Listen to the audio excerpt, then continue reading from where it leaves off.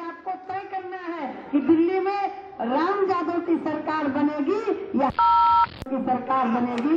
आपको स्वयं फैसला करना है। तो एक हिंदू बालिका को ले जाएंगे तो कम से कम 100 मुस्लिम बालिकाओं को हिंदू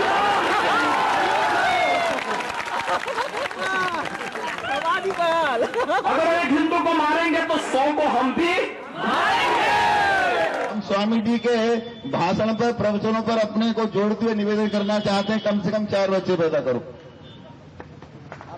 एक हम साधु महात्माओं को दे दो, एक वो हमारे पत्रकार पूछ रहे थे सीट पार उल्लंघन हो रहा है तो एक सीमा पर भेज दो। मुझे कोई जानकारी नहीं, मुझे कोई जानकारी नोटिस की नहीं है। अभी ट्रेन से उतरा हूँ। सब बीजेपी के प्रेसिडेंट और बीजेपी के मंत्री खुद कह रहे हैं कि आप नोटिस दिया गया है।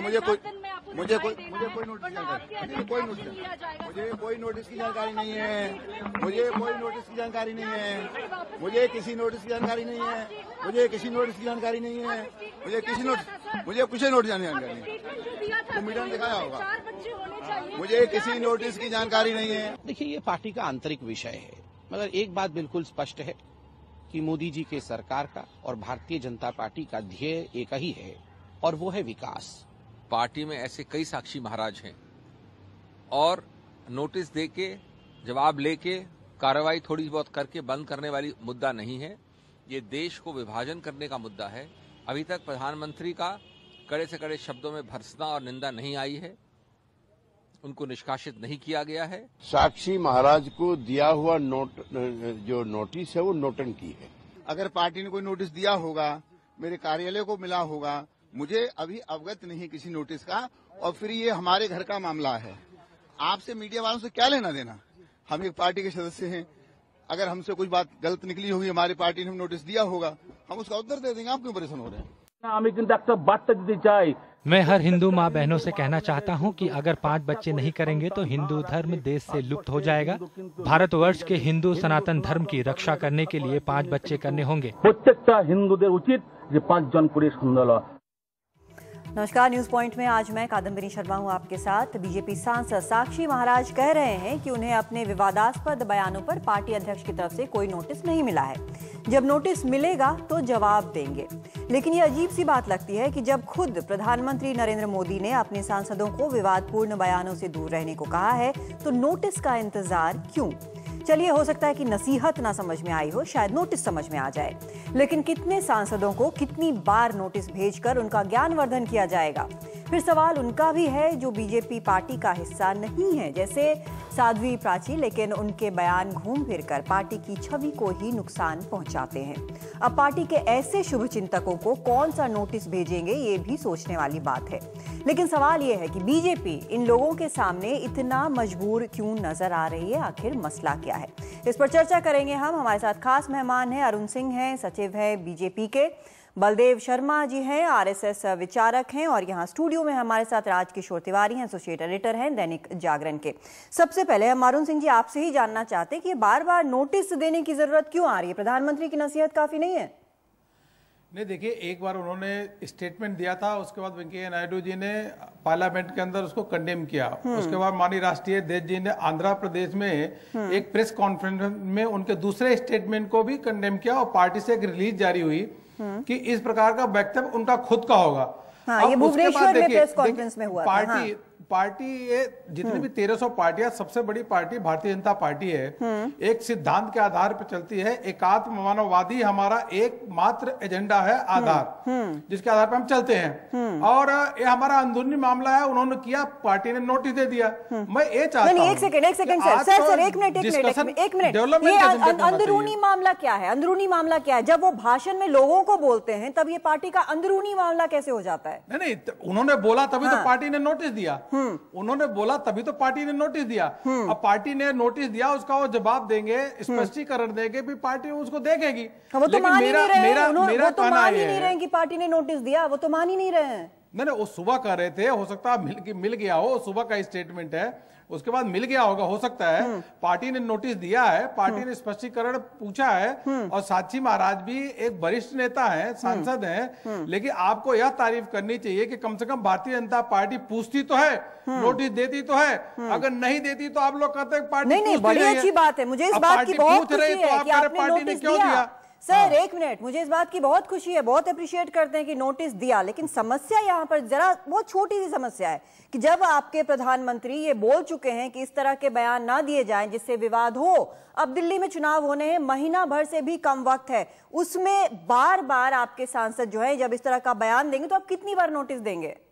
देखिए, दिल्ली के चुनाव से पहले चीज तो इसको जोड़ के नहीं देखना चाहिए। यह सब इशू दिल्ली के चुनाव को प्रभावित नहीं करेंगे। दिल्ली की जनता जागरूक है, लेकिन चूंकि पार्टी मैं जैसा कहा कि भारतीय जनता पार्टी एक वैचारिक पार्टी है, यही एक पार्टी है जिसकी विचारधारा है सबका साथ सबका विकास, एक भारत श्रेष्ठ भारत, और सुशासन की ही राजनीति हम करना चाहते हैं। सुशासन ही एक मात्र हमारा एजेंडा है, इसके अलावा हमारा कोई भी एजेंडा नहीं है। हम चाहते हैं कि आज जैसे कुछ डिस्कशन के कुछ पॉइंट है, अब 31 लोग यूपी में मर गए शराब पी करके, वह सुशासन का है। देखिए कुशासन का कितना बड़ा एक तरीके से आज के आपके सामने दिख रहा है, उस पर डिस्कशन होना चाहिए। अब एक पार्टी ने नोटिस उनको दे दिया, वह स्पष्टीकरण देंगे। हमको लगता है इस मामले में अधिक डिस्कशन का कोई गुंजाइश ही नहीं है। क्यों, आपकी पार्टी में इस पर डिस्कशन नहीं हुआ क्या? नहीं, मैं अब कह रहा हूँ टीवी चैनलों के माध्यम से डिस्कशन खबर दिखा रहे हैं, वो हमारा प्रेरोगेटिव है कि हम टीवी चैनल पर क्या दिखाएं, वो हमारा प्रेरोगेटिव है। हमें लगता है ये खबर है, इसलिए हम आपसे पूछ रहे हैं क्योंकि ये जनता से जुड़ी हुई बात है। सर मुझे एक चीज बताइए, आप बार बार कह रहे हैं कि विकास हमारा एकमात्र एजेंडा है। ठीक है, चलिए हम समझ गए कि विकास आपका एकमात्र एजेंडा है, आपके सांसदों को समझ में नहीं आ रहा है कि क्या एजेंडा है? देखिए, जो नहीं समझ में आ रहा हम समझा रहे हैं ना, जो नहीं समझ में आ रहा पार्टी समझा रही है। लेकिन मैं इतना जरूर कहूंगा, पार्टी किसी भी हालत में एक कदम विकास के एजेंडा से न हटी है न डगमगाई है। विकास ही एक मात्र एजेंडा है। अगर आप देखें 10 करोड़ अगर बैंक अकाउंट खुल गए, जीडीपी बढ़ रही है। ठीक है, ये सारी चीजें हम लगातार देख रहे हैं, दिखा रहे हैं, लगातार हर जगह चल रहा है, हर जगह मीडिया में, अखबार हो चाहे टेलीविजन चैनल हो, आपके बहुत सारे विज्ञापन हम देखते रहते हैं, अच्छी बात है, बयान भी सुनते रहते हैं। बलदेव शर्मा जी हमारे साथ हैं। बलदेव शर्मा जी, जिस तरह के बयान आ रहे हैं, चाहे वो साध्वी प्राची हो, चाहे साक्षी महाराज जैसे सांसद हो, आपका इस पर क्या कहना है? देखिए, मुझे लगता है कि ऐसे बयानों से बचना चाहिए। और जहां तक मैं समझता हूं, कई बार ये सवाल उठाया जाता है कि मोदी का एजेंडा बदल गया है, पर मुझे नहीं लगता कि मोदी की सरकार या मोदी की प्रधानमंत्री रूप में नीतियों से इन चीजों का कोई लेना देना है। ये व्यक्तिगत स्तर पर किसी व्यक्ति की निजी सोच हो सकती है, लेकिन प्रधानमंत्री ने बीच में, जैसा आपने स्वयं कहा, कई बार सांसदों को ये हिदायत दी है कि भाई इस तरह की भाषा मत बोलिए, ऐसे बयान मत दीजिए, इससे वातावरण खराब होता है। तो उस चीज को समझना चाहिए कि ऐसे बयान न दिए जाएं जो अनावश्यक रूप से विवाद खड़े करें, और ऐसे बयानों से मुझे लगता है कोई लाभ भी होने वाला नहीं है। ये एक बात जरूर समझ में आती है कि जो लोग इस तरह के बयान दे रहे हैं, उनकी चिंता में कहीं न कहीं ये विषय रहता है कि कुछ लोग मजहबी स्तर पर इस देश के जनसांख्यिकी को बदलने के प्रयास में हैं, और जनसंख्या के आंकड़ों से पता भी चलता है। लेकिन इस चीज को इस रूप से सार्वजनिक स्तर पर नहीं कहना चाहिए, और इससे अनावश्यक रूप से विवाद पैदा होता है, भ्रम पैदा होते हैं, इससे इनको बचना चाहिए। लेकिन जब कोई सांसद ये इस तरह का बयान देता है और बार बार समझाने के बावजूद, नसीहत के बावजूद ये बयान देता है, तो इसे हम निजी सोच कैसे मान सकते हैं? एक सांसद है, जनता का प्रतिनिधि है, जब वो ये बोल रहा है और जब ये चीज सामने आ रही है तो साफ तौर पर एक कहीं ना कहीं मैसेज जाता है कि बीजेपी जो है तो इस तरह की सोच रखती है। पार्टी को इस पर संज्ञान लेना चाहिए। और जैसा कि खबरों में आ रहा है कि पार्टी ने साक्षी महाराज को नोटिस दिया है, वो भले ही कह रहे हैं कि मुझे नहीं मिला है, लेकिन पार्टी तो कह रही है हमने नोटिस दिया है, तो इसको बहुत गंभीरता से लेना चाहिए। यानी कि संघ परिवार जो है, संघ परिवार से भी इसको अलग रखना चाहिए। जो ये इन्होंने बोला है उससे भी अलग रखना चाहिए। पूरे परिवार की बात कर रही हूं मैं। देखिए, संघ को मुझे लगता है कि इस मामले में नहीं जोड़ना चाहिए, क्योंकि संघ का ऐसे बयानों से कोई लेना देना नहीं है। पूरे परिवार और की बात चाहे कर रही हूं। कोई साध्वी कहें या कोई साधु कहें, तो ये उनका अपना एक परसेप्शन है, उस आधार पर वो बोलते हैं। कोई निर्देश संघ की तरफ से इस तरह का नहीं होता है, न संघ इस तरह की बातों में विश्वास करता है। चलिए ठीक है, बढ़िया। ये चाहे साध्वी प्राची बोल रही हैं, ठीक है राजकिशोर जी, जो यहाँ पर अरुण सिंह जी बोल रहे हैं, कह रहे हैं कि नहीं विकास एजेंडा है, लेकिन जिस तरह से बार बार बयान आ रही है, पहली बार नहीं है कि साक्षी महाराज ने बोला हो इस तरह की चीज, लेकिन ये कई लेवल्स पे ये चीज जो है जो उन्होंने बोली है, चाहे साध्वी प्राची ने बोली है, वो कई लेवल्स पर लोगों को ऑफेंसिव लग रही है। इसमें सिर्फ नोटिस देख के कन्नी नहीं काटा जा सकता है।